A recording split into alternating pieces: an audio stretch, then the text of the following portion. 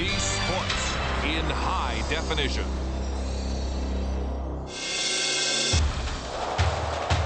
The Golden Boy, the man reborn, two fiery, intense competitors.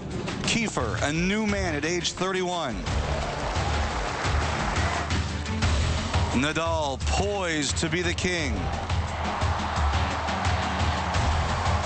This is what they play for.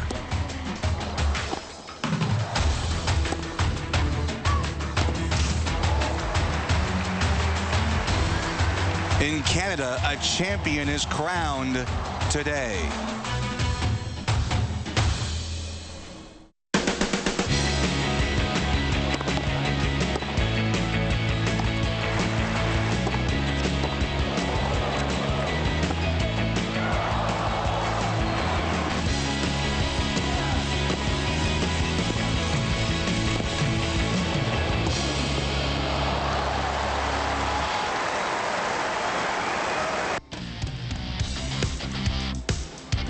Welcome, everybody, to Rogers Center. Hope you're having a great weekend. It has been a perilous route this week for the seeds. Only one remains. 11 of the top 16 were gone by Thursday, but the guy who's left has been the dominant player. And what a challenge today for Nicholas Kiefer. He has not won an ATP Tour event in 8 years, but as he walks out onto center court, he has to stop a man who's won 28 matches in a row, a man who has a chance as early as next week to become the #1 player in the world. He is a man who is the overwhelming fan favorite today, Rafael Nadal.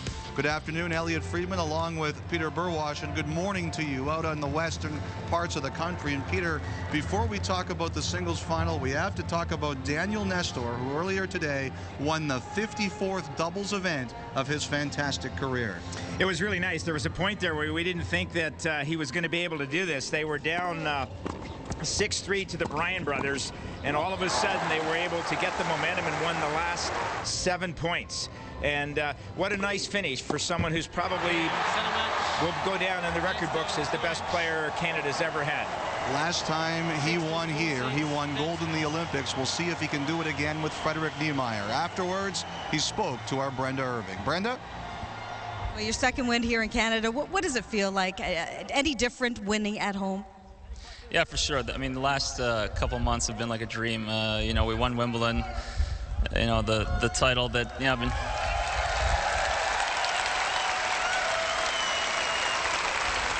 The title that I've been trying to win my whole career. You know, perhaps we got a little fortunate that these guys lost in the semis. We were definitely breathing a little easier when we saw the other team in the final, but you know, still, it was a great win, and today is coming home and winning here is magical. And you know, just like Nenad said, playing in front of you guys, I played everywhere in the world, but this is my favorite place to play, and it's great to be home. Thanks. Congratulations. Enjoy the moment. Thank you. Yes, congratulations to Nestor and partner Nenad Zimonjic. And here is the man in this tournament, the man in the tennis world right now, Peter. Everybody, all the players feel that he is now #1. There's only one person in the world who doesn't feel that Rafael Nadal is the #1 tennis player, and that's Rafael Nadal himself. He's very humble. He is saying, listen, I'm still #2. I haven't taken over the #1 spot yet, but he's on a roll, and I wouldn't be surprised, as you pointed out, Elliot, if next week in Cincinnati he's not acclaimed the #1 player, both in ranking and in perception. Just a couple moments ago, Peter, he caught up with Brenda Irving. Brenda? Rafael, you played Nicholas several times already this year. How do you approach a game against him? Well, I know he's an aggressive player, a very aggressive player with good serve, good volley, very good forehand. So I am well, just go on court and try my best. No, I know he's playing very well. He won a lot of matches in this tournament, so I know how tough going to be the match. You're playing some of the best tennis of your career. Do you go into every match just feeling invincible, unbeatable? For sure not. No, I go on court just having confidence on me, but at the same time, I know I can lose every match. No? Good luck out there. Thank you very much. Sounds like Nadal's biggest problem is stopping everybody from praising him so much. A guy who's played great this week, on the road back, Peter, is Nicholas Kiefer. Yeah, he really has. He's had a fabulous week. He's beat a lot of tough players. In particular, the match that was most impressive was against James Blake, where he beat him 6-2, 6-1, or 6-1, 6-2. It was an amazing match. He completely dismantled Blake. The match against Simon was probably the best of the two semis in terms of drama, but Kiefer's very solid. He's been in this arena before, but he's playing someone who's just moved to a completely different level from almost any other player in the world. Yesterday, in his 3-hour semifinal victory over Gilles Simon, he admitted afterwards he didn't play his best tennis all the way through, but the important points, he picked it up. He will have to do that on every point today if he is going to topple Nadal in our final next. Just in case anyone's concerned, we're a little biased in favor of the Spaniard. Here is Nicholas Kiefer with Brenda. Nicholas, you played Rafael several times already this year. What did you learn from those matches, and how will you use that today?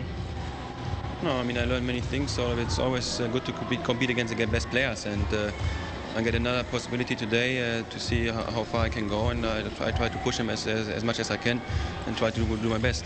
Mentally, how do you approach a game against a player like Rafael, who hasn't lost in such a long time? I mean, it's not only myself who's having these, has to think about these problems. I mean, as I said, I just try to go out there, fight for every ball, do my best, and try to keep on going what I did the last few days here, and then should be okay. Thanks for this. Thank you. There he is on the court. Brenda obviously catching up with him a few minutes ago. Boy, Peter, he's just a fountain of information. At least he was a bit more expressive than he was yesterday. I know, when he did his interview with you, it was like he was looking up in the clouds. But he has always been very difficult to interview. You know, he's not the most popular player with the players, and part of the reason is, you know, he's very introverted in so many ways. But he certainly had a great week here.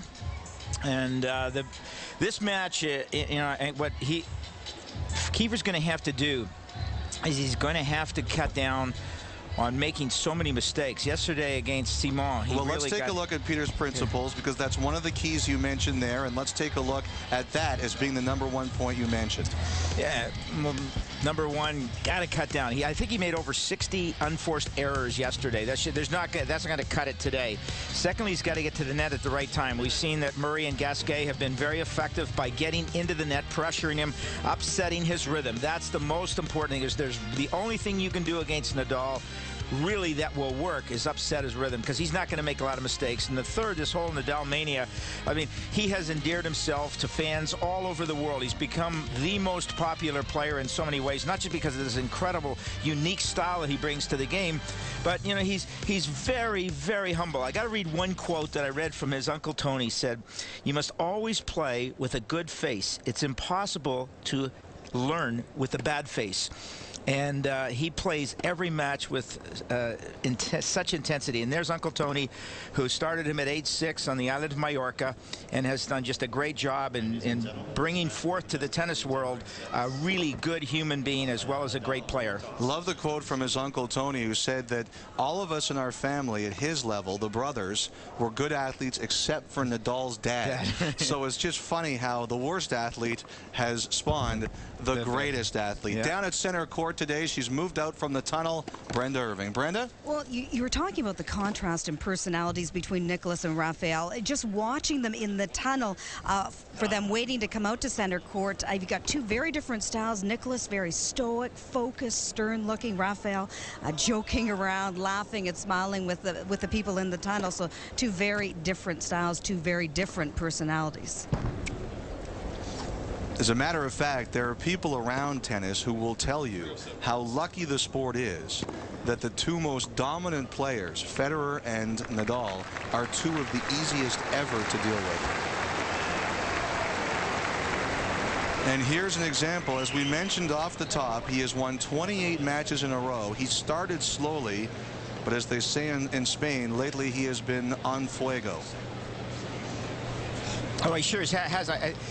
You know, if you're the coach of a player going out to play Rafael Nadal, there's not a lot that you can actually say, because he's tougher than anybody off the ground. He's developed a really good net game. He's coming in at the right time. His serve has picked up dramatically over a year ago. In fact, even since the early part of the year, he's got a faster first serve. He's got a much more effective, deeper second serve, and he runs like crazy. He said, "Running is my mentality." Well, the weather was such a big factor yesterday. We played 1 point in the first semifinal and then had a 75-minute delay. Today, it's partly cloudy. The probability of precipitation is 40%. But just if you compare it to what we saw yesterday in the afternoon, it doesn't look anywhere as bad. Kiefer to serve. He has not won a tour event in 8 years. This is the farthest he's ever gone in a Masters Series or Grand Slam tournament.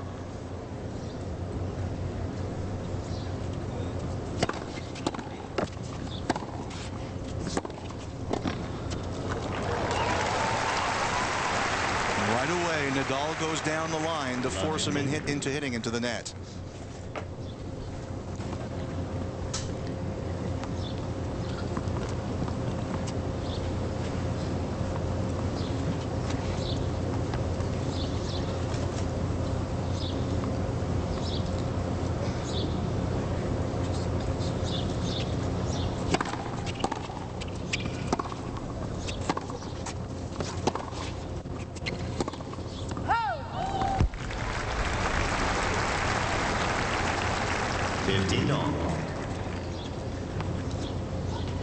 Each match so far, Nadal's had a bit of a slow start, but obviously an exceptionally strong finish. It's almost as the match gets tighter and tougher, he elevates his game.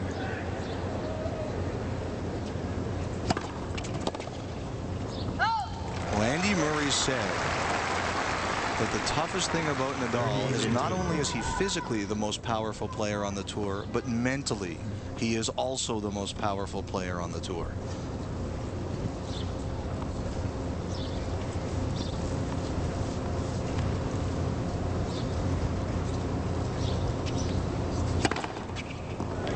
Great serve, first ace Kiefer. 40-15.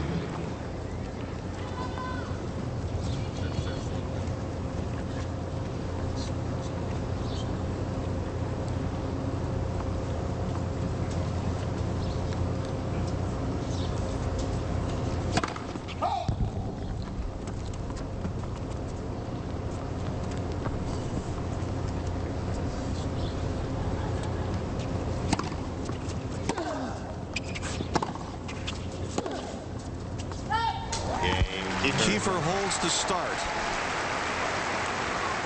Here's the bracket, Peter. Quarters and semis for both men. Kiefer went through a bracket where almost nobody was left. Nadal's road was a little tougher just in terms of who was there. Yeah, with the exit of a lot of the seeds in Federer and Roddick and Blake in the top half, it certainly opened things up, and a lot of people who haven't followed the tournament pick up the paper this morning and say, wow, Kiefer, how did he get to the finals with such a strong field? But I think I mentioned earlier at the beginning about how well he played against James Blake, and that was just an indication. With the other two matches we hadn't seen, he was on an outside court, but the scores were impressive. Just interested there, Peter. Kiefer was probably out back into his spot about 30 seconds before Nadal came back on the court. You were talking about that yesterday, how Nadal was watching what Murray did. Right. Murray came out early, and then all of a sudden Nadal said, I'm going to get out faster than you. That goes back to Jimmy Connors days. He always used to like to get out of the chair first, and some of the players do it, some take the full time. Yesterday, Simon took the full time because he was so tired.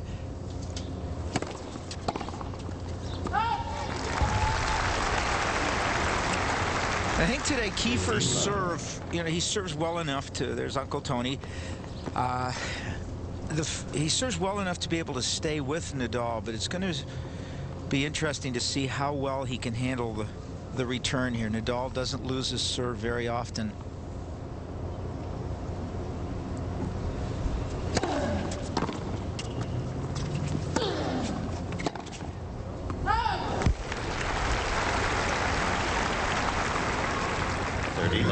Yesterday you were saying that Nadal was going for the T corner a lot against Murray and not as much down the middle. Would you expect to see the similar kind of thing today? You know, he's become, you know, he's a clay courter naturally, but he's probably going to go wide a fair bit. He uses the court so well. He hits every single ball with a good purpose. And that was the T corner he went for right there. 40 love. Yeah, he moved. One thing about his serve, not only has it become faster, but it's much more effective because it's got the necessary disguise. He moves it to both corners, but he also serves into the body as well. And he has a pain in the neck anyway to play against the left-hander serve. But Nadal, ironically, is not a natural left-hander, and therefore his serve has taken a lot longer to develop. 40-15. He grew up as a right-hander.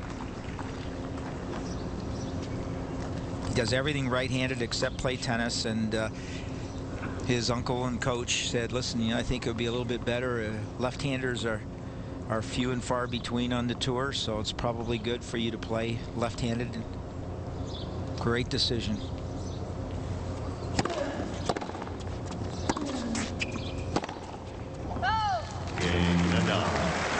There's not a lot about Nadal's development that you can really question the way he's turned out. Physically, he's such a marvel. Remember seeing him in Montreal when he won as a 19-year-old. And the thing that is amazing is if you look at a lot of great young athletes, Sidney Crosby, LeBron James, just like Nadal, when they're 19, they look like they're 27, physically. Exactly. And the maturity level, too, at that age. It's, you know, what most 19-year-olds are like, and they just sort of stand out. Definitely the exception.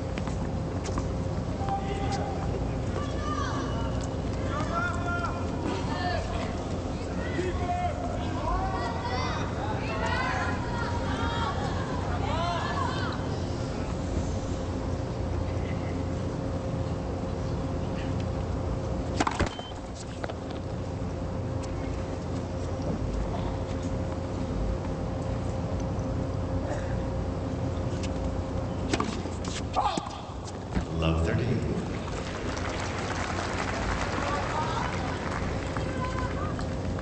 Those are the kinds of mistakes he can't be making a lot of this afternoon.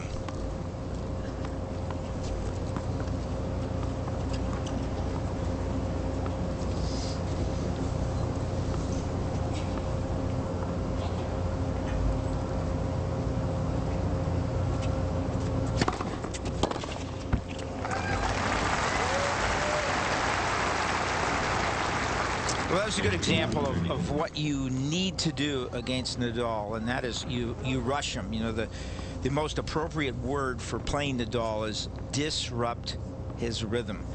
And if you can rush him, he will start to make some mistakes. He doesn't lose confidence.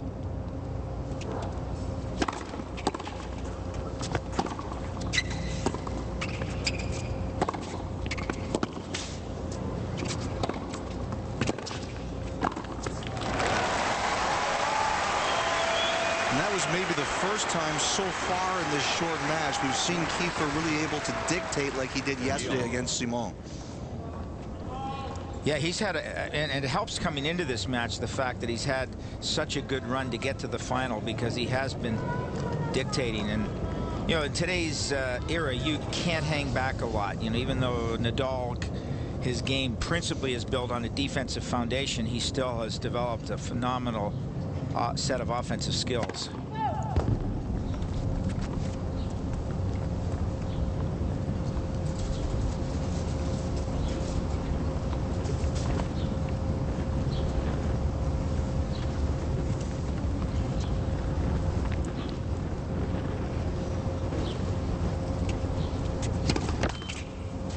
Now.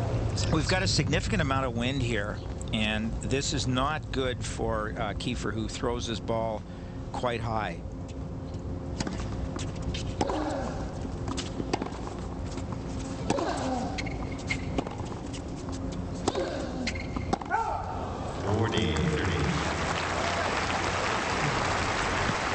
There are 4 basic times where the toss becomes a problem. One, you know, if you're just a club player, it's just lack of coordination throwing with the other arm. But that's my problem. But basically, if you get nervous, or you've got to adjust the toss when there's sun or wind. And Kiefer is struggling a little. You can see with his serve a little bit with that toss. Just as we see the wide shot here, does Nadal stand appreciably deeper behind the baseline on serves? Yeah, and the one thing he's trying to do is he buys so much time because players aren't coming in these days, and he likes to loop the ball deep on his return. He doesn't miss many returns. I think if there were a statistic of just missed returns, he'd probably be #1 in terms of not missing.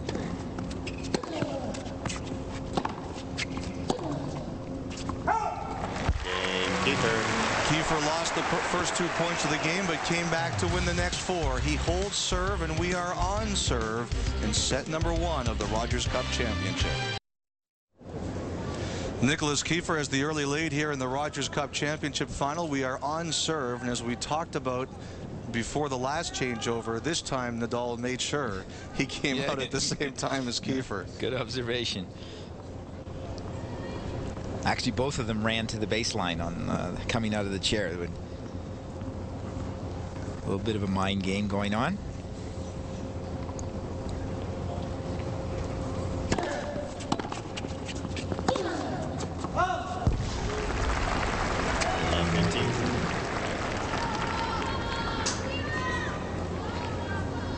In this tournament, Nadal's biggest problems have always seemed to come in the first set. But after that, he has been unstoppable.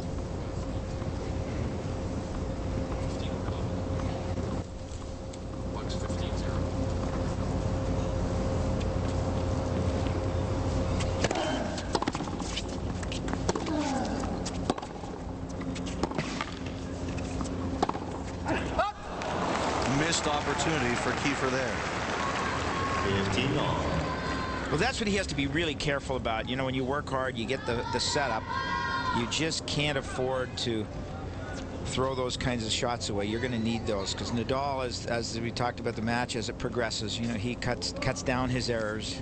He's probably now the best pressure player on big points and crucial moments on the tour. 30-15. Kiefer takes a look but decides not to challenge. Here he'll come and touch the outside doubles line. There we go. He has to put his foot on or his racket on the outside doubles line before every return of serve. He's done that most of his career. Very superstitious.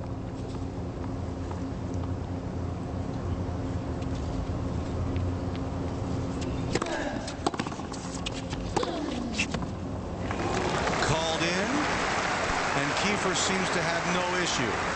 He also had another superstition Kiefer did where he would ask for the tennis ball back after a point. He made sure he served with the same one he just scored with, but he stopped doing that. Well, what he does now is he'll only take one ball from one ball boy or ball girl. He won't take 2 from the same one. And Nadal, on the other hand, has got all kinds of rituals. Game Nadal.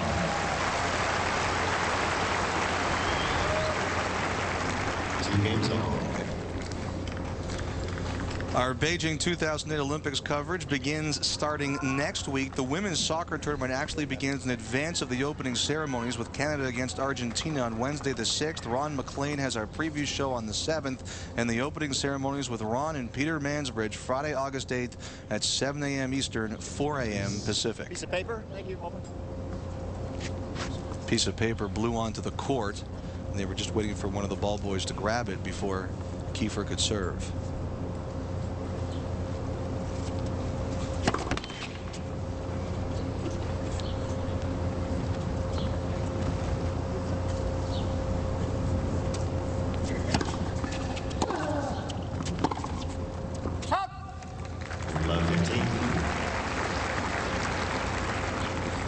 Kiefer had 60+ unforced errors yesterday in his victory, and we're seeing a little bit of that wildness again today, Peter.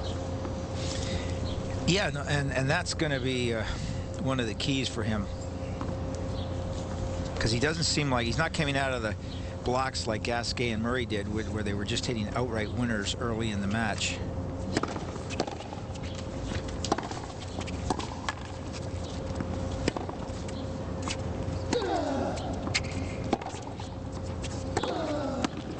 There's an outright winner.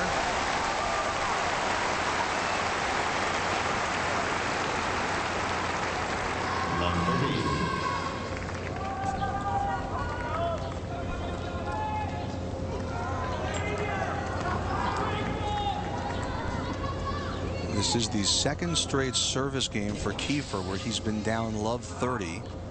Last time he came back to hold. We'll see what he does here.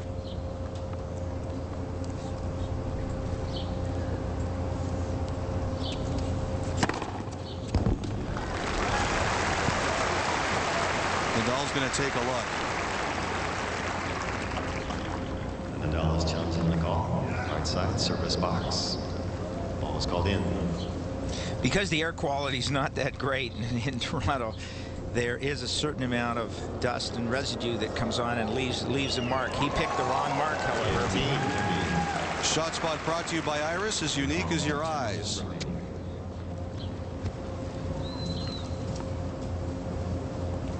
Normally the mark's reserved. Checking the mark is reserved just for clay courts.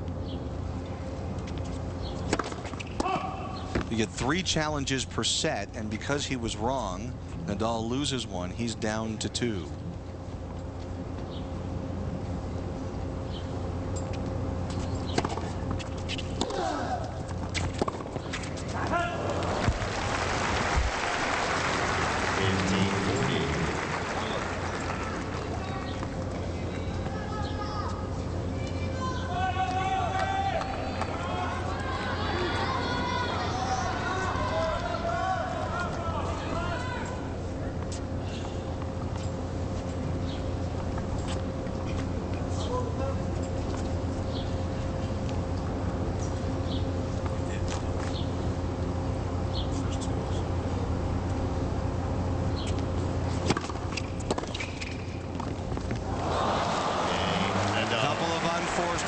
Kiefer, and he gets broken. Nadal leads 3-2 and coming to serve when we return. First set, Rogers Cup Championship.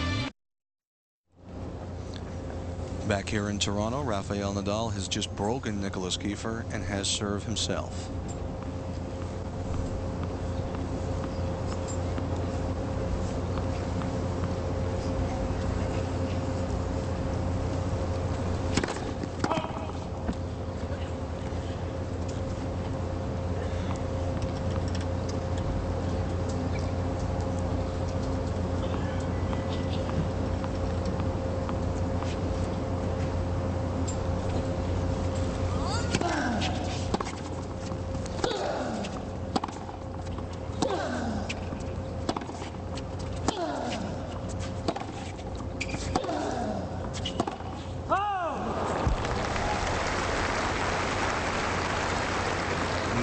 Unforced errors now for Kiefer in this match.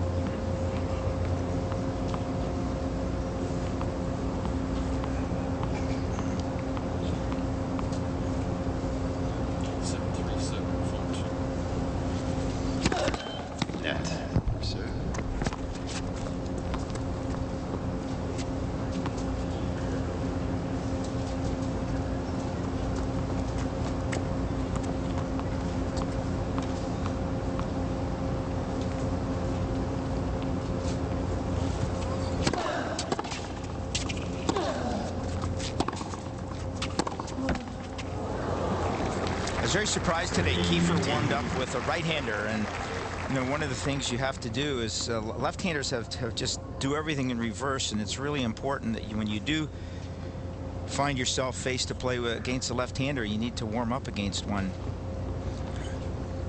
The way that Nadal plays with the incredible spin and different ways he can hit the ball at you, can you ever practice against somebody who can approximate that? No.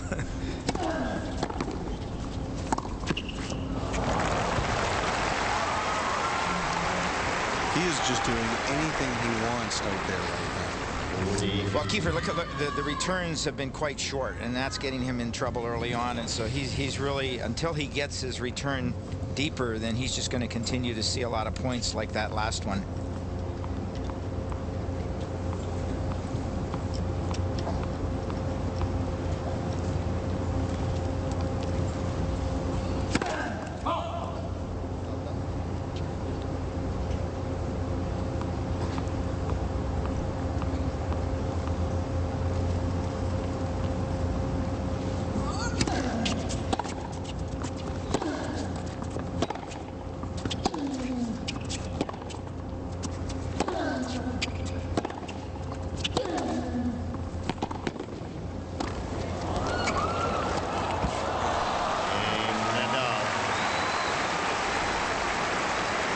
Nadal in control, holds up 2 games, 4-2, and he can win anywhere at any time. 28 consecutive victories, trying to become the 3rd youngest player to win 30 titles, and it doesn't matter whether it's clay, grass, or hard courts, Peter. He'll take the surface and he'll win on it. While so many players say they have a preferential surface to play on, Nadal says, I just like to play tennis, and he adapts very well. I think his victory at Wimbledon to show coming within a 3-week period, he was able to go from winning the French Open to Wimbledon. That was a great effort, and now coming on to the hard courts, and he's adapted to these this week very well, and he's got the rest of the hard court season through the U.S. Open.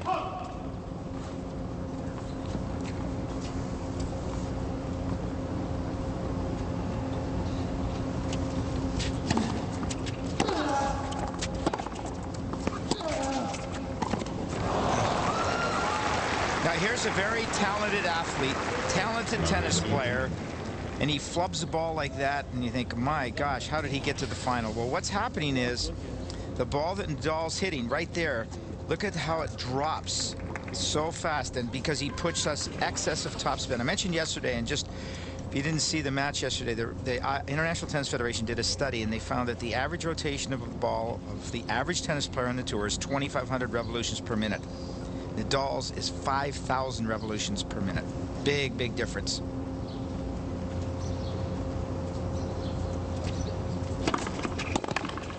Great serve by Kiefer. Does anybody else that you know of or throughout history hit the ball like that? No. No, every now and then there's someone very, very unique. You know, Jack Kramer was unique with his serve and volley game. Bjorn Borg with his two-handed backhand. Chris Evert, heavy topspin from Borg. 2 straight down the middle for Kiefer. And will Nadal have to cheat back a bit towards that way? One thing about Nadal is he doesn't get fooled twice very often. But this is a good service game for Kiefer. This is how he's been serving all week.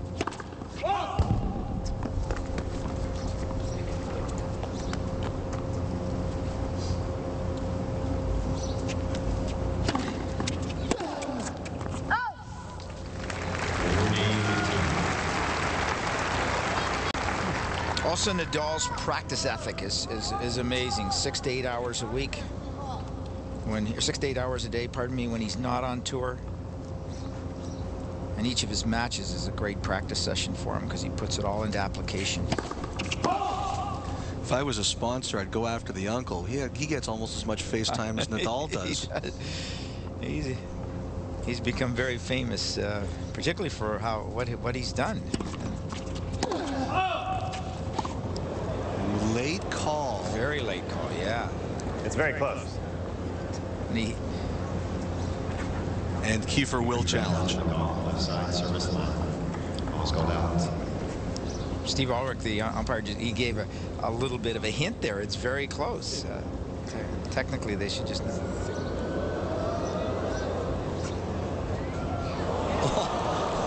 It's as close as you can get. Yeah. 40-30. Full kudos to the line judge. That's a tough call. I was sitting down there yesterday. I was noticing there are some line judges, when they have a challenge called against them, they don't even look at the scoreboard. They don't even want to know. Some of them I noticed did check, but there were a couple. They stared straight. They just judged by the reaction.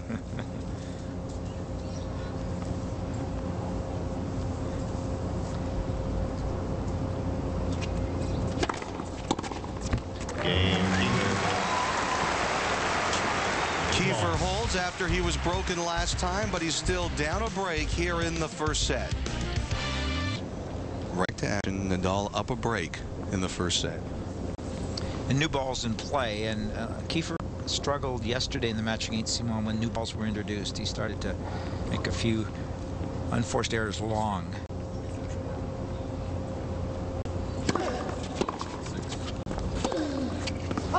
This time it's Nadal on forced long. And Peter, what is the effect of new balls when they come in?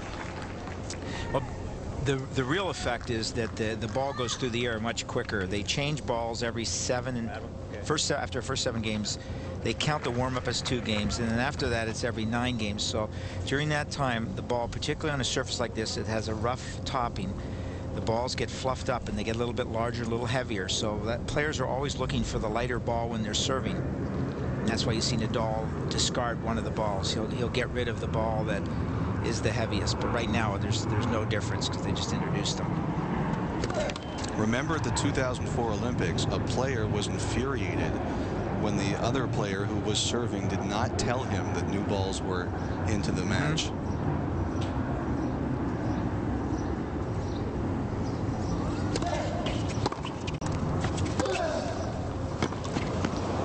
Plenty of room for all, and he doesn't make the mistake.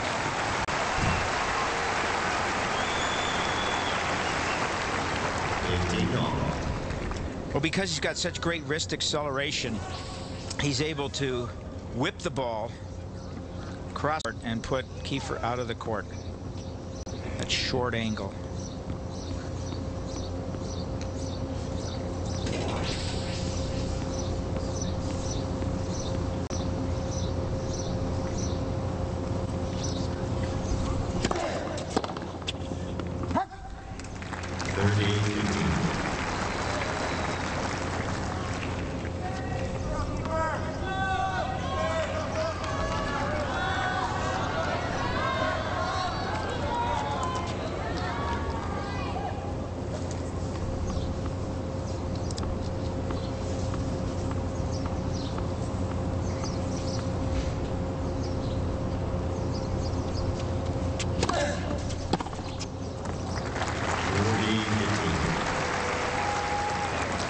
Only 152 Ks, yet look how effective the serve is.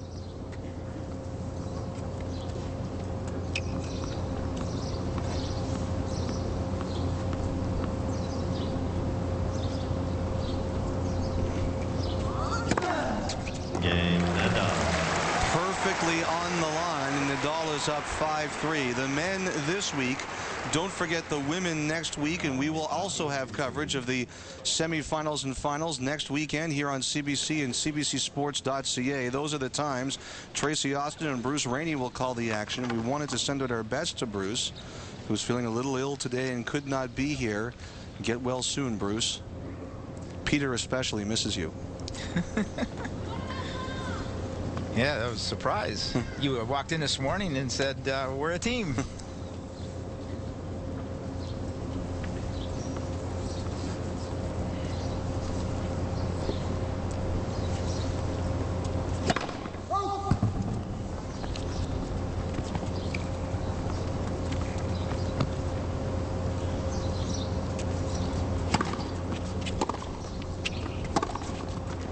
Right on the line. Nadal's going to take a look but turn away without challenging. 15-love.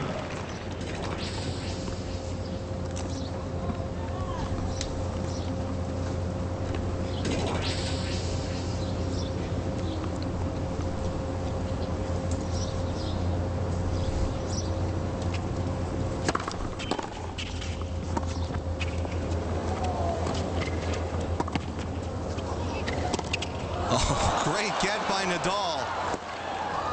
But he can't win the point. And that was the first time today, Peter, we saw Kiefer try the drop shot that was so effective yesterday against Simon. Well, he had a little different opponent in the sense Simon is very fast, but he was also quite tired. Today you got Nadal. Doesn't matter what part of the match it is, he's most likely going to get in and get the drop shot. So I think he's been a little bit more selective. But the good thing about that was that he's taken charge of the point there, and he needs to be a bit more offensive today. As compared to the rest of the week, Kiefer has not looked as aggressive as he did in winning his first few matches.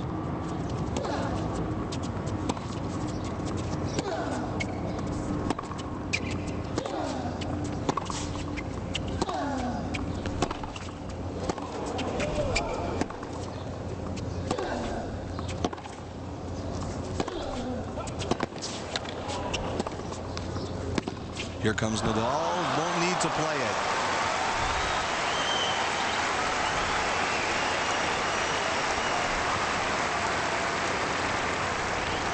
He lost the point, but those were some of the most forceful strokes we've seen from Kiefer so far. Yeah, these have been 3 really good points. This is his best game. And sometimes that's all you need to play a couple of good points, and confidence level goes up, and you just feel the ball better.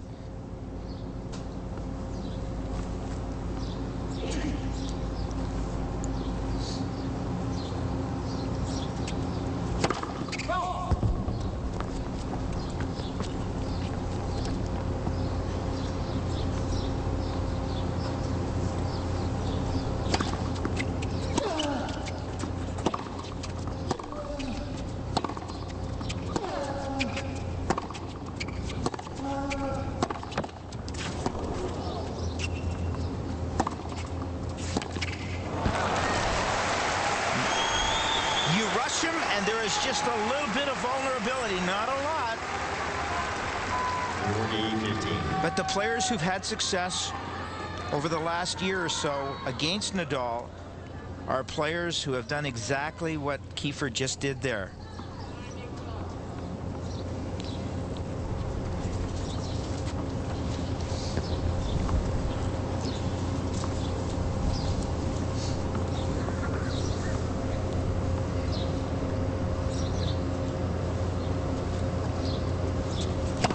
Net.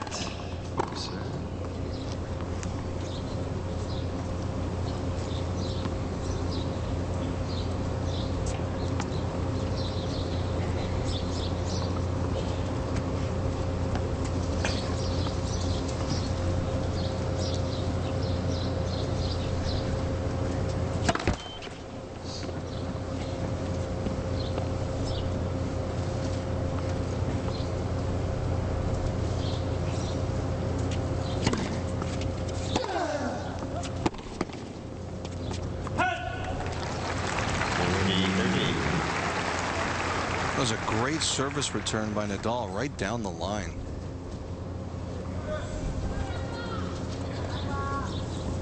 It's definitely one of his strengths, Elliot, the fact that he is so consistent with that return. He doesn't give away a lot of free points. He reads the ball well. He knows how to block. If it's a slower serve, he can drive, but he doesn't try to go for the winner, which I think is the big factor in his success. You were mentioning that yesterday. Just put it in play.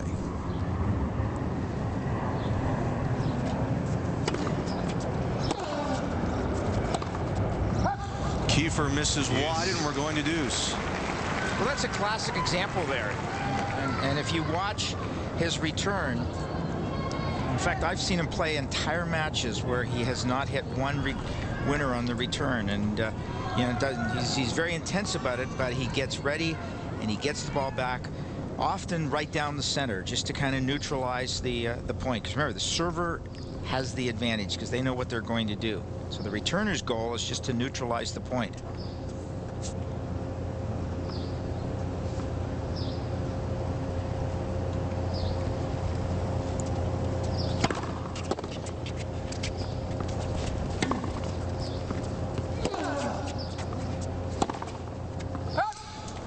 Set point for Nadal. So when you're returning, you basically want to keep the ball deep if the person's staying back, and if they're coming in, then you want to keep it low. And Nadal, because he reads things so well, can do both of those at the last second.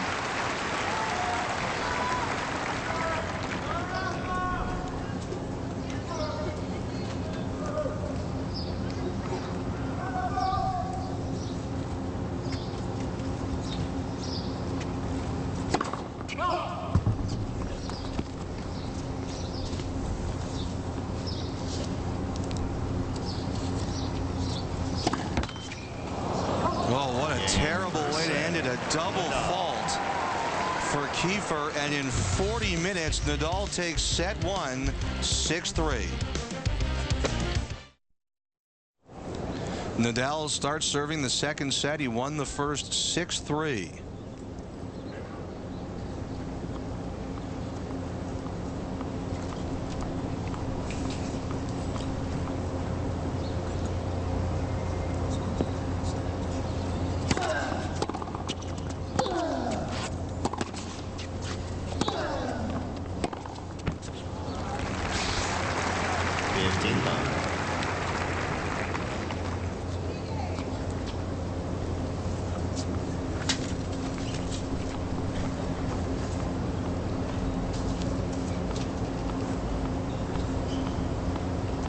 Dribbles the ball so much before he serves, I expect him to shoot a free throw.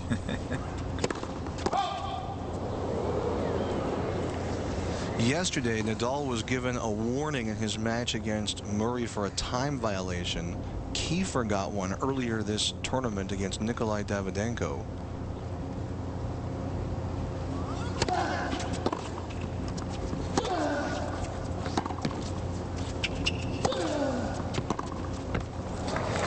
Well, Nadal is one of those players that really does have an internal clock. He's got a whole rhythm back there, a ritual that he goes through, and he times it about 23 to 24 seconds in terms of getting ready. 25 is the limit. 25 is the limit, right? Here, Grand Slam, if you watch the U.S. Open, it'll be 20 seconds.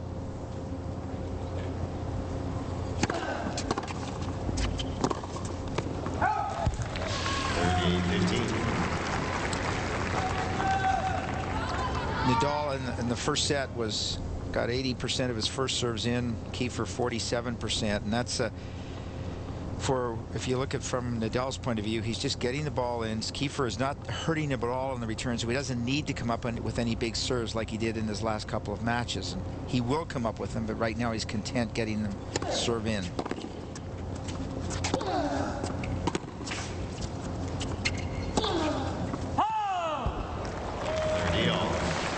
He made an interesting quote, and that is that he isn't real happy with his forehand. Now, most people who have to play against that would be shocked because it's one of the very best. That, by the way, who you've seen a couple times so far, is Nadal's girlfriend, Maria Parello. She is sitting 2 seats over from Uncle Tony, his head coach.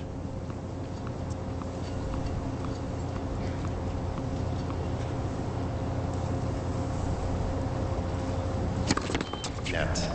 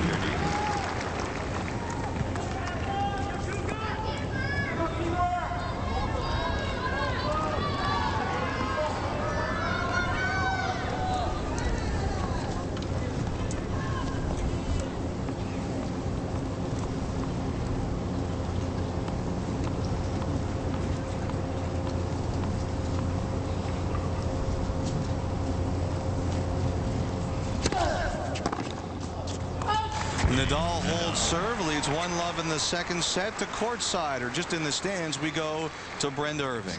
Second set. I'm with Rafael's coach, Tony Nadal. And Tony, what did you think of that first set? Good.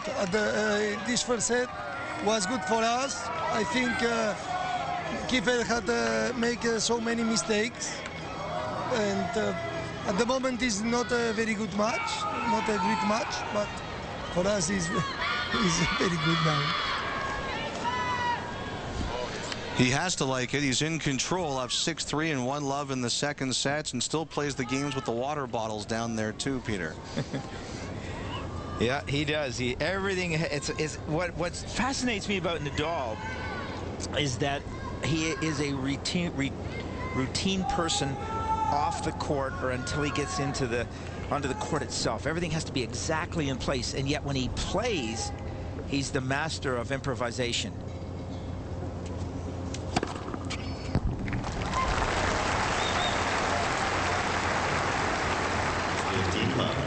Fourth ace of the match for Kiefer.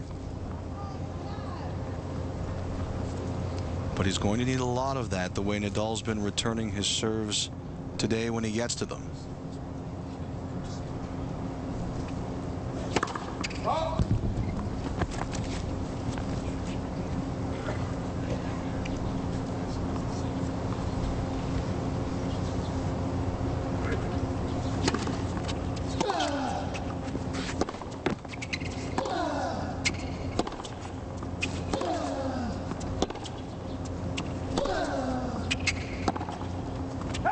Long.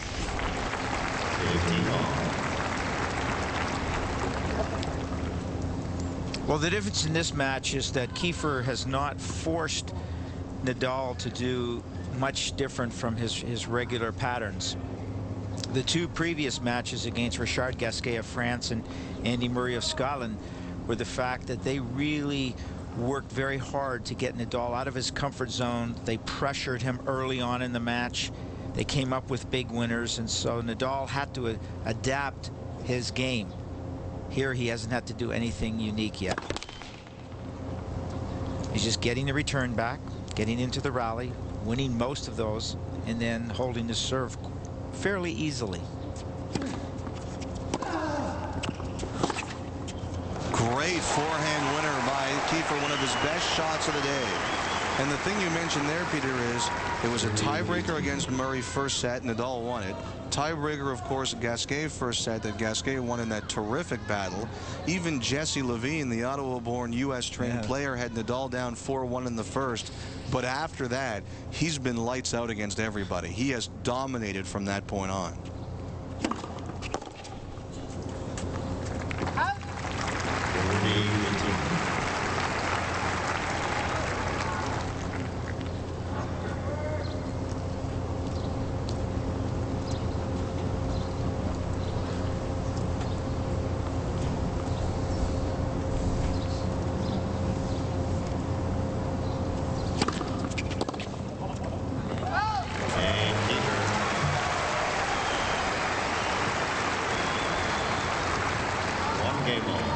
Kiefer was broken twice in the first set, holds here the first time in the second.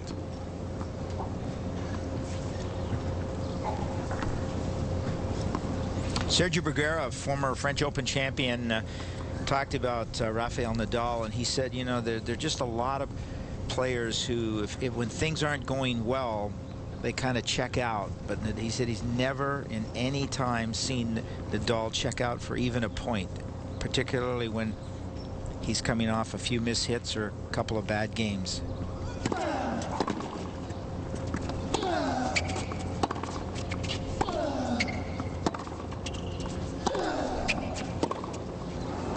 Andy Murray echoed those thoughts that you just made about Bruguera, saying he plays at the same level mentally every match.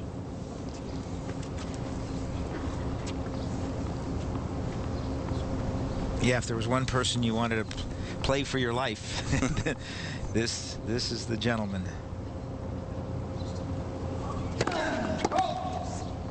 Was interested in seeing that in the draw for Cincinnati, which is where they're going next. Kiefer's going to play Gilles Simon in the first round, the man he beat yesterday.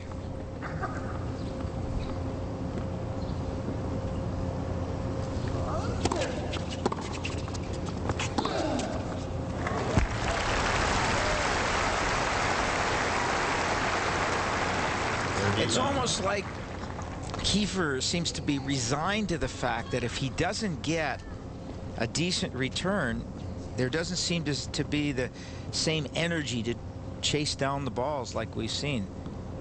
Figures I've given a weak return, Nadal's going to put it away instead of at least gamble one side or the other.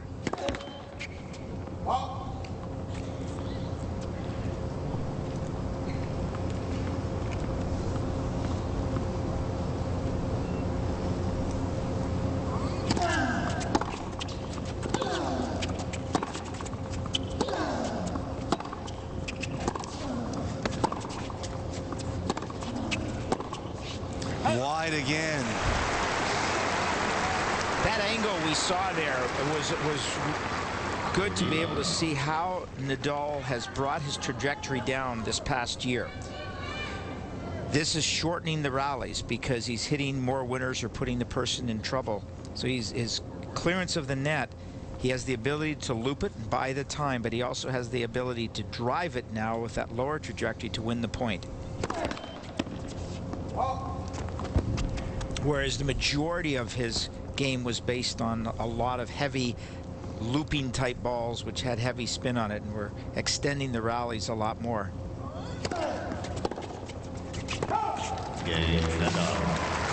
As Kiefer angrily hits the ball back, I don't even know if Nadal saw it coming.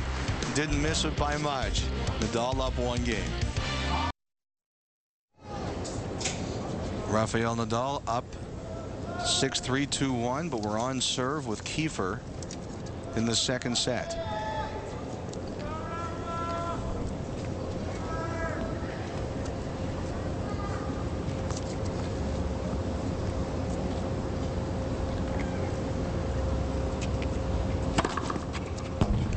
And that's where he's had the most success with his serve, Peter, down the middle. 15 left.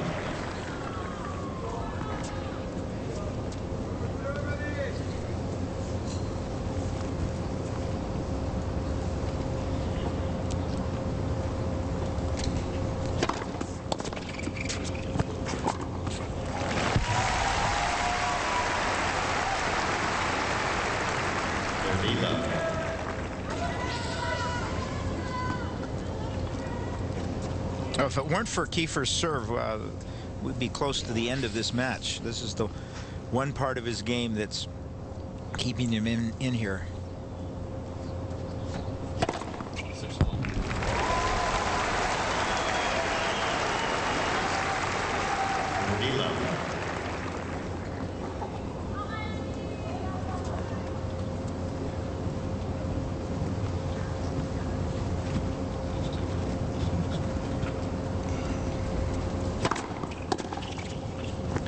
Kiefer's serve is strong here. A love service game for him. Now, we were talking about it before, Peter. Here's the deal with Nadal and the water bottles. Thank you for the well, ball. he opens two at the same time, and he places them exactly the same spot. I mean, then he always takes a sip of water out of both. Watch this, and watch how he puts it back down just perfectly. He's got to make sure, and they've got to be the same direction each time anywhere in the world. An amazing player with a set of rituals.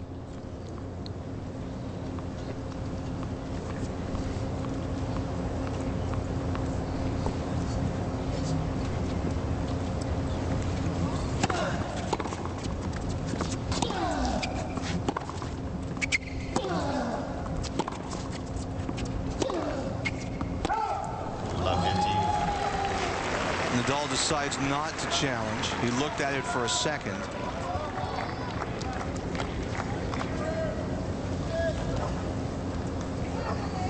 Nadal is an obsessive toweler, if there's such a word. He's always toweling himself off, coming back to see the ball boys. That's part of his ritual. One thing that he's changed is he always used to blow on his left hand to dry it off, and now he's cut that out, but he still has everything else is still very much in place to get ready for his serve.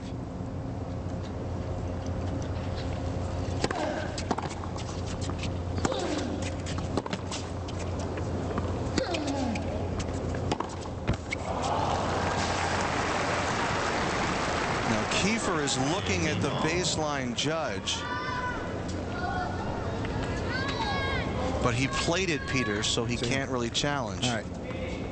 Yeah, if the rule basically is if you feel it's out in the middle of a rally, you must stop, catch the ball, or not hit it, challenge, and then take a look and see whether or not you made the right decision. So it's tough on behalf of the players.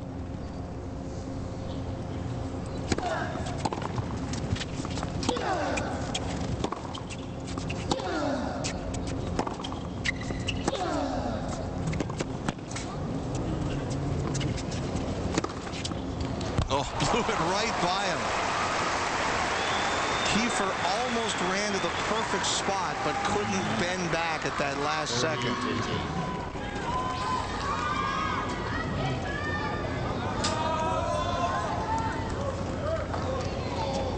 Well, he was going left. He was anticipating the slice overhead from Nadal.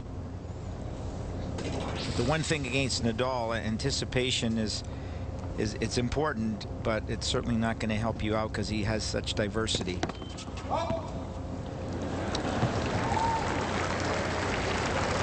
He's one of those players who's constantly aware of where his opponent is on the court.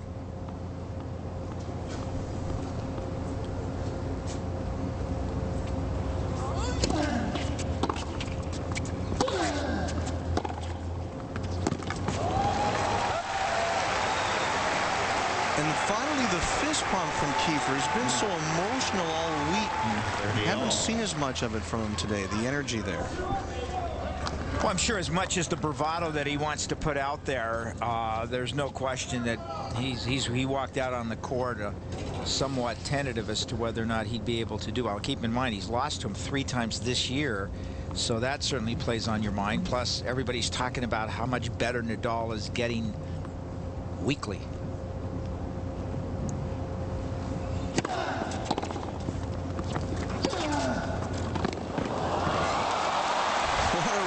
From Kiefer, and he's energized himself. Break point. This is his first break opportunity of the match. Well, when you play Rafael Nadal, they're very few and far between, so he needs to take advantage of this great half volley and point that he played there.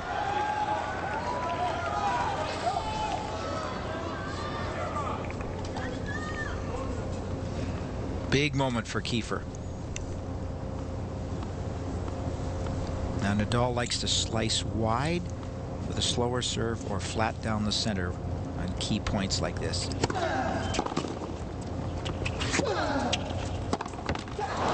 Unforced error, and we go to deuce.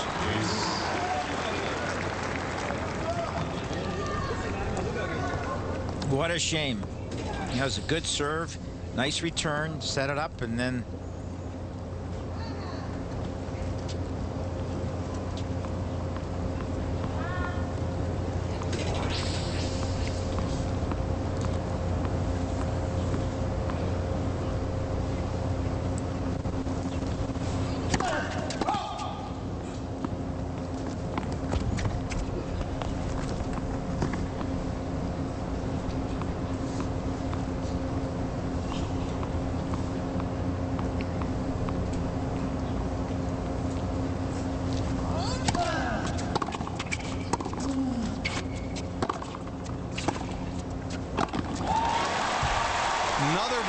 opportunity for Kiefer, whose aggressiveness pays off with a winning volley. Advantage Kiefer. Well, at least he's doing it. This is what he should have started out with. But this is a good stage for Kiefer right now. He's played some really solid points. Dictating play for the first time. The only game today that he's been the dictator.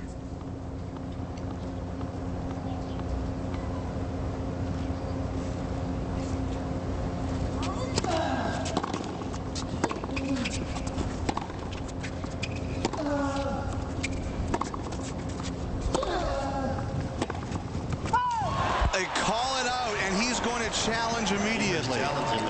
And if he's correct, he has the game. He has the break. If not, It'll go back to deuce.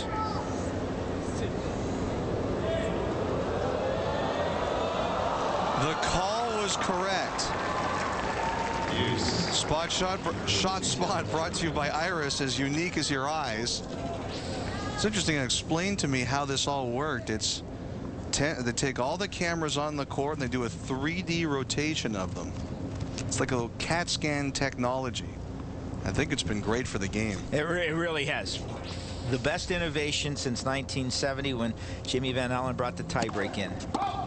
Tennis is a very staid sport. You know, I remember looking at all the hockey rule changes that have taken place, and we've had 2 or 3 over 40, 50 years.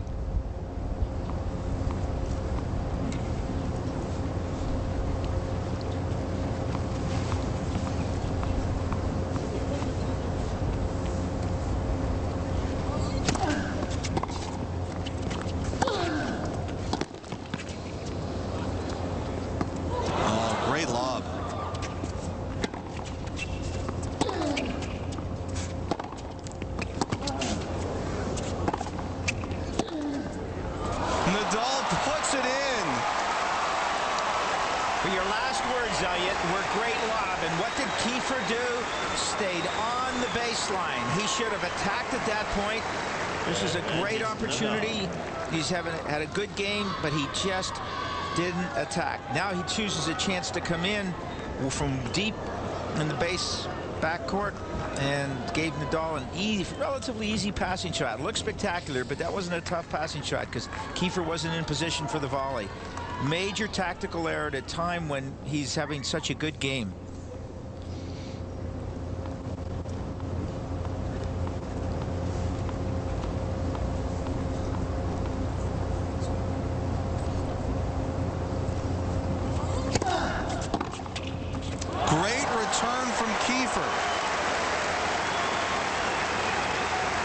Deuce number 3. Deuce.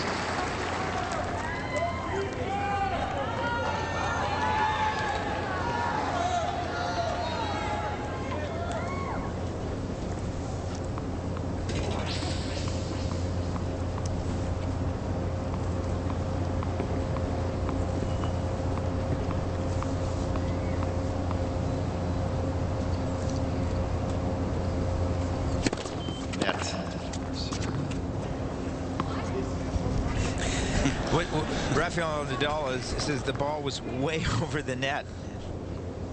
The funniest was from the woman in the crowd. What?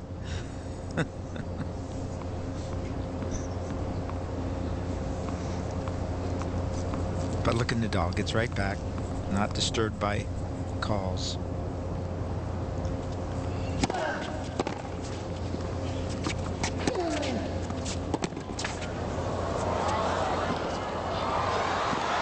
Kiefer gets there, but so does Nadal.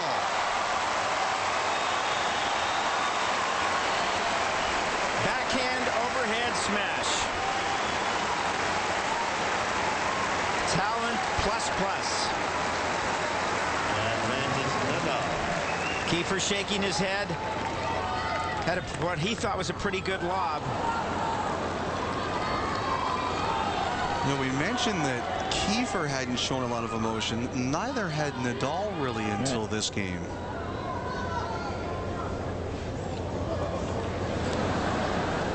Well, Nadal tends to show emotion more when the match gets tight. You know, right now he's pretty much in control. He feels quite confident. Kiefer, outside of this game, or last game and a half, hasn't really been showing that much.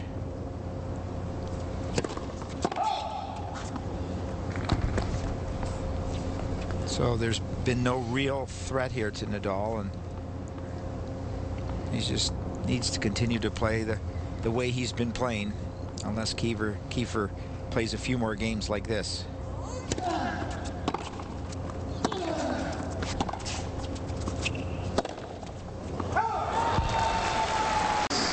Rare unforced error from Nadal, who's got about half as many of them as Kiefer does in this match.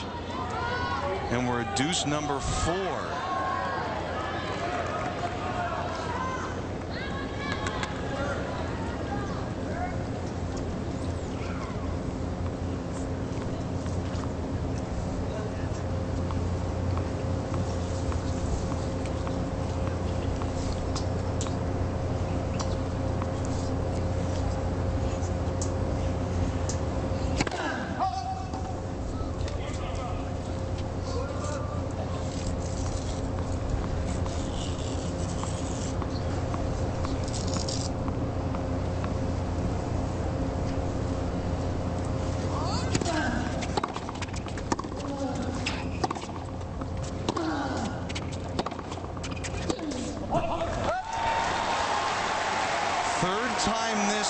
Kiefer's had a chance to break him. Advantage Kiefer.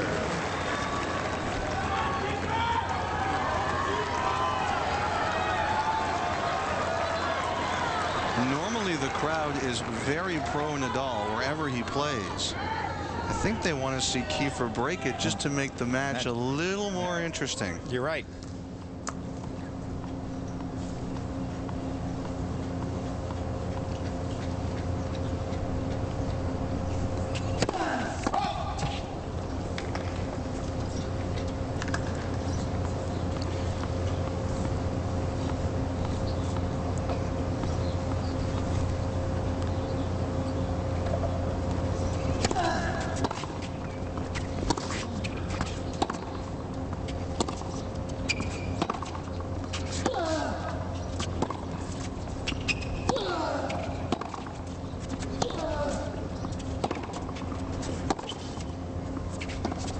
There's the drop shot. There's another. And Nadal puts the point away.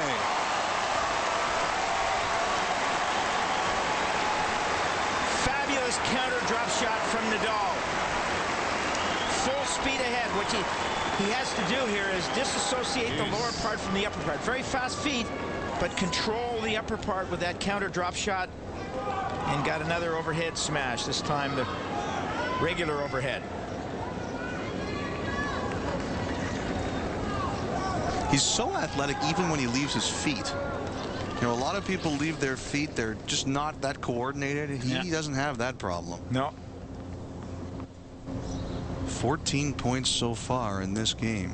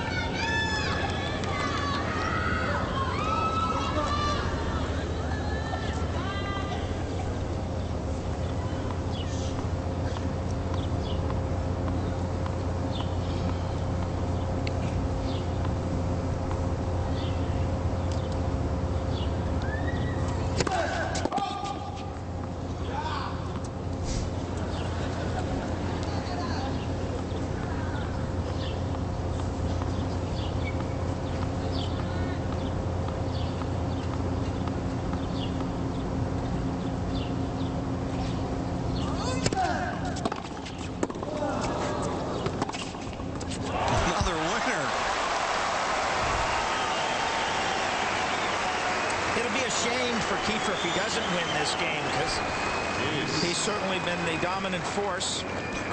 Played a lot of really good points to this game.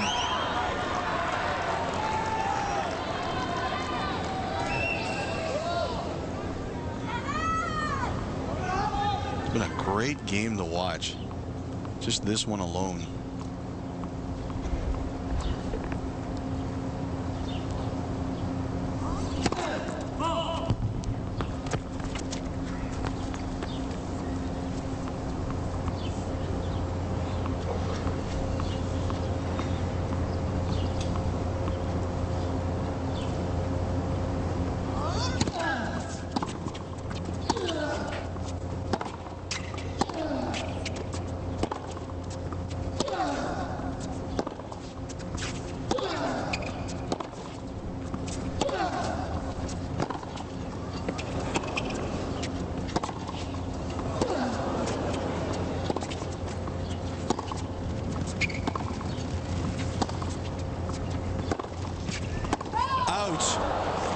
And Nadal had raised his hand to challenge even as he hit it.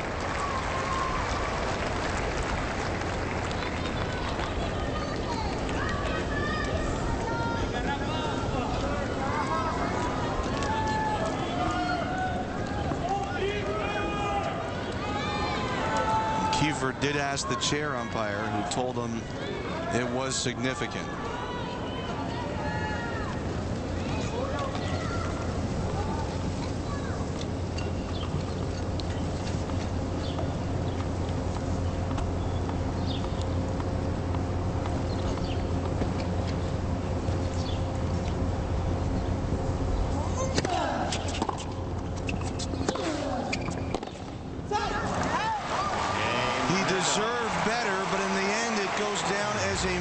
Opportunity for Kiefer. 3 chances to break. He couldn't. After a terrific 5th game of the 2nd set that went to 6 deuces before Nadal closed and held, Peter, is there concern about an emotional letdown for Kiefer as he serves here? Yes, this is these first couple of points here I think will be fairly significant, whether or not he can maintain the level of consistency that he's had with his serve so far after that last game, which he should have broken.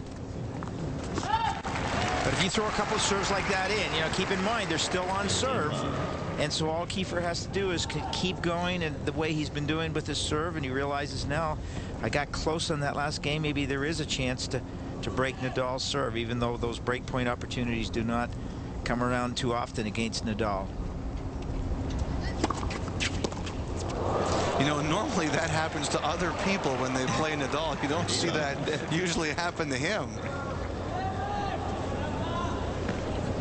But club players always like to see that too, that they can relate. We're not the only ones. Yeah, exactly.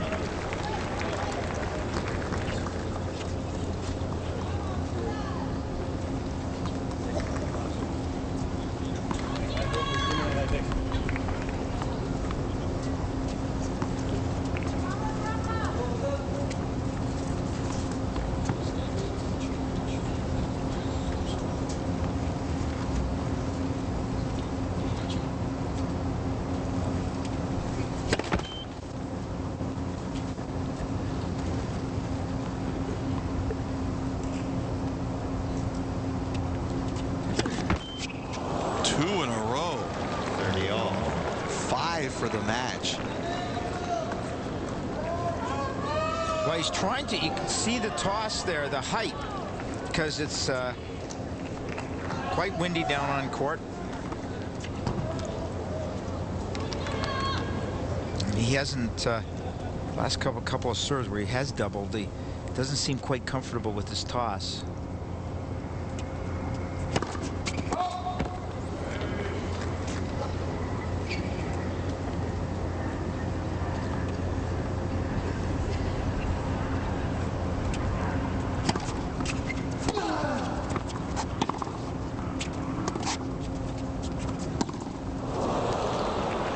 Part of the reason the wind, when you've seen 2 huge miss hits.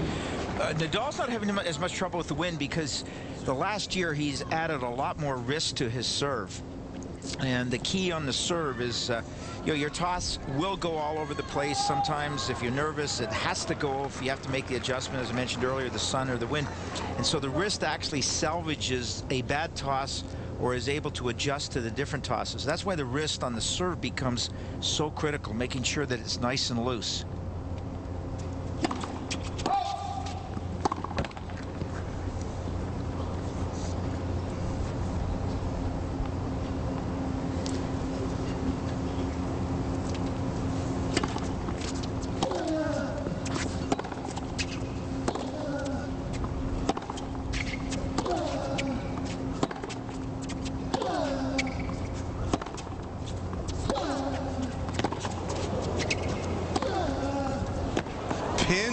Positioning by Nadal, and it's a meltdown in this service game for Kiefer. Nadal breaks him up 4-2. Are you up to the challenge? Come up with a new theme song for Hockey Night in Canada in the Hockey Anthem Challenge. Go to cbcsports.ca and click on the banner at the top of the page. You've got until August 31st to enter online, and the winner receives $100,000. Take the challenge.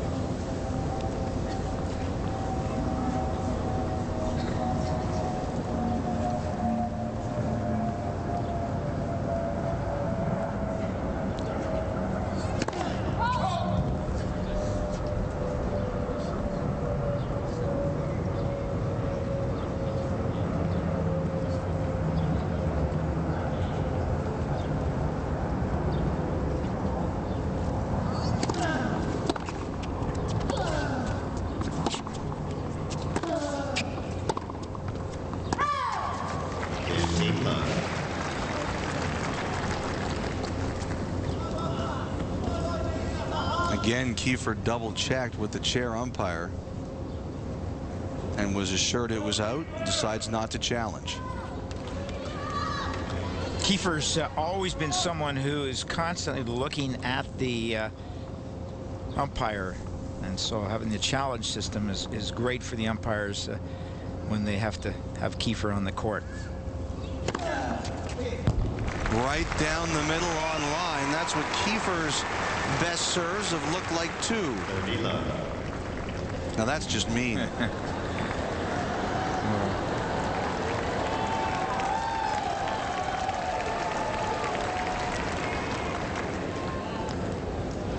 Our sport's been very blessed to have two wonderful ambassadors in Roger Federer and Rafael Nadal.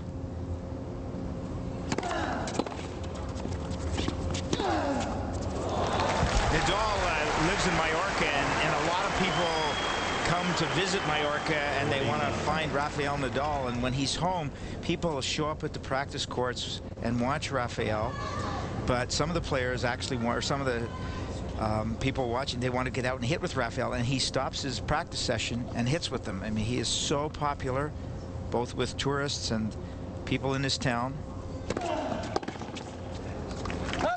Hopefully he goes easier on them than he went on Nicholas Kiefer in this service game. A love game for Nadal, who is in complete control. If Kiefer gets broken here, it's the match for Nadal, which would be his 29th in a row.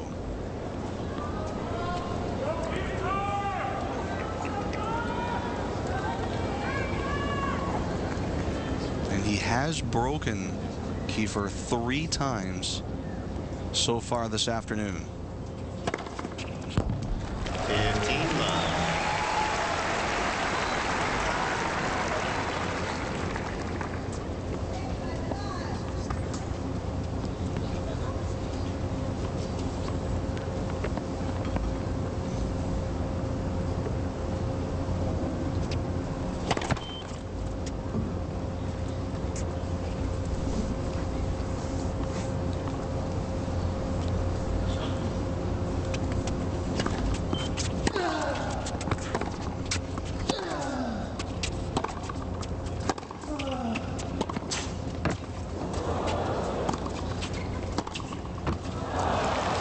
Tape benefit, not 2. Nadal, when he was asked, what do you think about when you're going out to play a match? And he says, I think about 2 things. Number 1, I think about putting on a good performance when I step on the court so that the fans will appreciate my play. And secondly, to always respect my opponent. And that has certainly been evident. You've never seen any sort of confrontation that Nadal has with his opponent. He's very respectful out there, and also, as we've seen and talked about, very, very humble. I think it's amazing how well he and Federer get along. I mean, for 2 people to be at the top of a sport like that and challenge, often the rivalry can get pretty fierce. Good point. Well, even last year in Montreal, Rafael Nadal couldn't get a flight out of Montreal, And Roger Federer offered to have him come on his plane, and they flew together down to Cincinnati. There we see Tim Fleisching on the right, a good friend of Kiefer's from Hanover, and his physiotherapist Gabriel Marias. He's not traveling this week with a coach. Sasha Mendenzel is his regular coach back in Germany. Did pretty well without a coach this week. Maybe you should leave him at home all the time.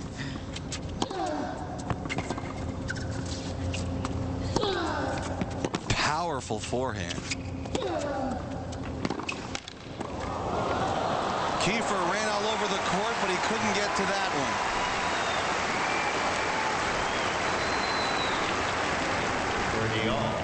Incredible agility. This is a player who played most of his early career at the baseline. Look at him come in and the adjustment he makes on the volley.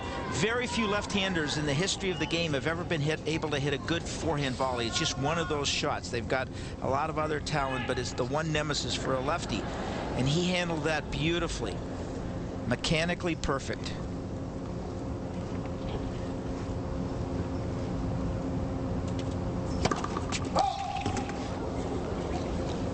Unfortunate for Kiefer as Nadal whiffed on that serve.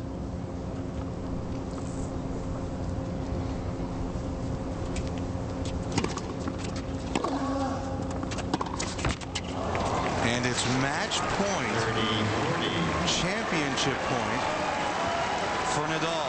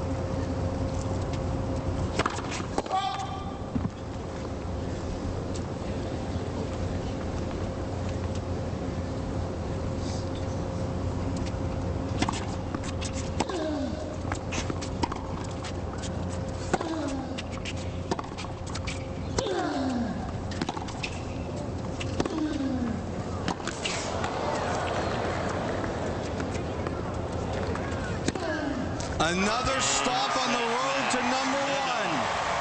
An emphatic final point for Nadal. 6-3, 6-2.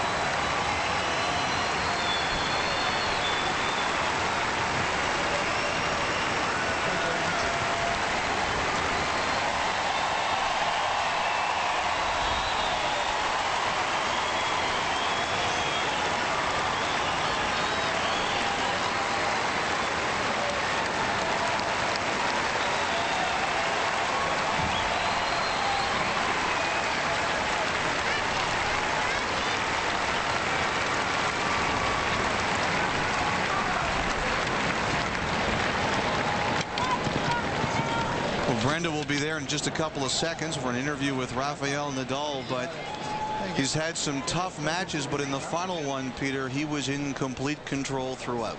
Well, we kind of thought this would happen based on the way the games match up, and it's unfortunate for the fans who've really, I think, wanted a much longer match here today. But you know, the plus of it for those who did come out today was they got to see Daniel Nestor win, and also just the way Nadal plays. I mean, there are very, very few players that every single time they step on the court create this kind of energy and excitement. And so, you know, my biggest concern here for Rafael Nadal is how long can he play at this level with that kind of intensity and what he puts his body through and still be able to stay in the sport. So I sure hope that he stays healthy, because the tennis is on such a major upswing globally now, and what great ambassador to have out there in Roger Federer, who's just been a gentleman and been the top of the game for so many years, and now Nadal, just pure excitement out there whenever he plays. 30th tournament victory of his career, 29th in a row.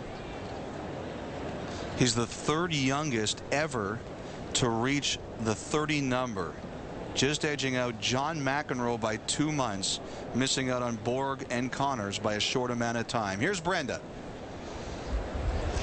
Rafael Nadal, two-time Rogers Cup champion. And tell me, how important was the fifth game of that second set? Well, it was decisive. No, he was playing, he was pushing me. He was playing his best game today, I think, in that moment, and I was serving so-so. So finally, I have a little bit lucky with one drop shot and another point, only very close to the net. And finally, I won that game, and finally, I won the match. Very important match for me to win this final. No? Well, this one is your 30th career title, the third youngest player ever to do that. You join Bjorn Borg, Jimmy Connors. What does it feel like to be amongst that kind of company? Well, right now I'm living the moment. No, I'm gonna think about that when I finish my career. But right now, I'm just happy for win. The most important thing right now for me is win the title here in Toronto. Is the most important thing for me. Thanks for this. Thank you very much. And depending on what happens next week in Cincinnati, he could be the new #1. As it stands, he's #1 right now, and that's what he prefers in the moment. Time now for the Rogers shot of the match. Peter? This was one of many shots throughout the week, and even we had some pretty exciting ones today, but this amazed me. To be able to hit a backhand overhead smash as a natural right-hander, I've never seen anyone been able to do that. Just a fabulous effort. Definitely a shot of the match. Post and send all your Rogers Cup shots with a high-speed phone on Rogers, Canada's fastest wireless network. And Peter, I think you could make the comment that the People's Choice won in both the singles and the doubles this week. I was glad you mentioned Daniel Nestor, who with Nenad Zimonek won his 54th career doubles tournament this week, earlier this morning. And then, of course, Rafael Nadal, after Federer went out, there was no question he was the fans' favorite here. Yes, and it was nice. Obviously, Nestor, he talked about how being able to win at home is always tough to do. It's also amazing how popular Rafael Nadal has become in such a short space of time. I mean, they liked his style of play, but because of his deportment on and off the court and the respect that he has for the game and the character that he has, people are just loving watching him play. You know, we mentioned in Cincinnati next week, depending on how he does and how Roger Federer does, he could become the #1 player by the time that tournament is over. Federer, after he lost to Gilles Simon, he looked near tears, and I think a lot of people are getting pretty quick to at least count him out. I understand why everybody likes Nadal, but you think that Federer might be being written off a little bit too quickly here? I think you're right. I mean, the key here is going to be whether or not he makes some improvements in his game. He's got to make some adjustments now. The Nadal that we see every few months is changing, and this is something that hopefully Federer will realize. I've got to take some time off, just work on a few things and come back, but because he's so great for the game. It wasn't a great finish for him today, but it was a great tournament for Nicholas Kiefer, who made his first final in 3 years and his first Masters Series, a Grand Slam final ever. I mean, it was a long time for me that I haven't been in the final, and it's getting closer and closer. I mean, Rafa is 22, I'm 31, and I always try to do my best on the court, but first of all, thanks to Rafa. I mean, he's a great competitor, he's great for the sport. As I said, he's only 22, and great victory for him, and I think he will be the upcoming #1.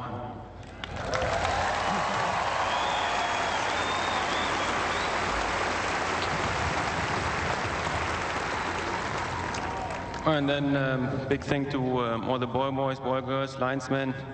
Sometimes I was arguing with them, I wasn't happy, but I made it to the final, so it was okay on some stages.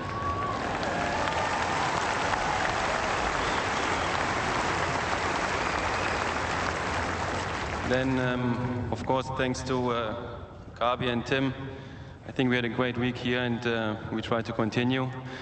And then, overall, for all sponsors, especially Rogers, I think it's a great sponsor.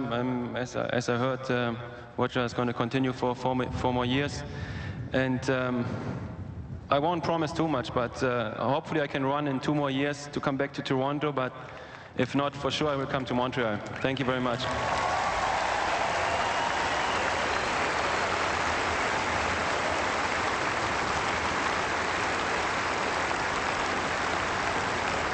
Now here is Ted Rogers himself with the check for our 2008 Rogers Cup champion, and Nadir Mohammed with his trophies. Say hello once again to Rafael Nadal.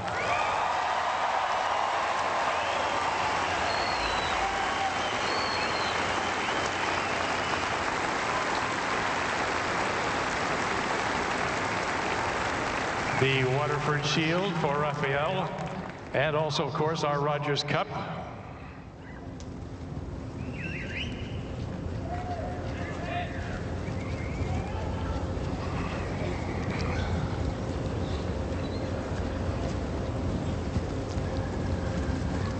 The Rogers Cup.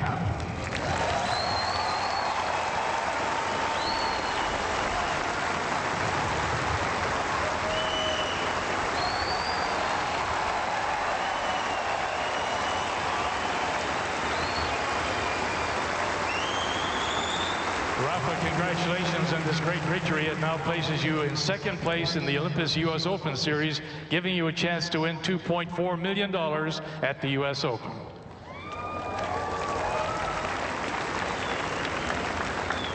Good afternoon, everybody. First of all, I want to congratulate Nicolas. He played a great tournament. Sorry for today.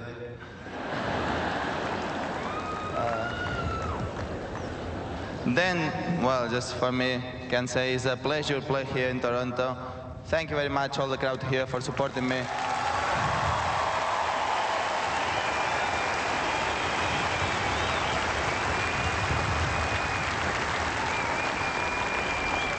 It was very important, your support, because it was only 1 week and a half after the Wimbledon final, so it's less time. I arrived here, so I'm tired, but thank you for your support. Later, I want to say thank you, director of tournament.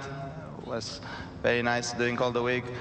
All the organization, thank you very much. Especially the Rogers, the sponsor. Without the sponsor, going to be impossible to play one tournament like this. So thank you very much, and thank you very much to my team for being with me all the time. Thank you. And well, see you in 2 years. Okay.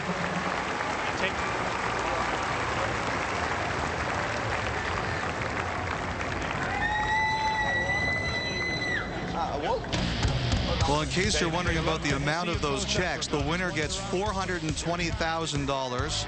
The runner-up, Kiefer, gets half that, $210,000. A good payday and a deserving payday for both players. The Rogers Cup continues next.